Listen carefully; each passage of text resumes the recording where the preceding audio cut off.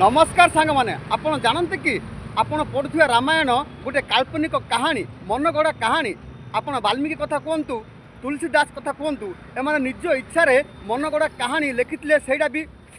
बाबा ऊपर भरोसा थिला भाई से बहुत प्रबल भूल करते आपड़ देखूँ मुझे वीडियो मध्यम आपको प्रमाण दूसरी सीतार स्वयंवर है रावण भी आसीला स्वयंवर में से भाई सीतार बाहागर होता माने सेतु बंध नाला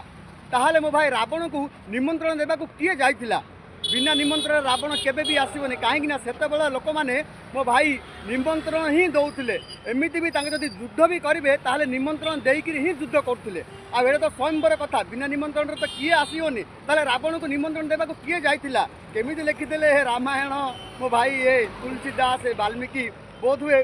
गंजे खाई ही लिखिथे ना एमती केमिति लिखे सतरे भाई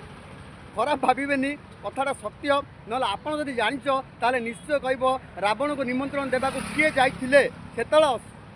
राम सेतु भी बंधा हो नाला मो भाई निश्चय कमेंट द्वारा जानवे बुलवे पुणी देखा बन वीडियो नमस्कार।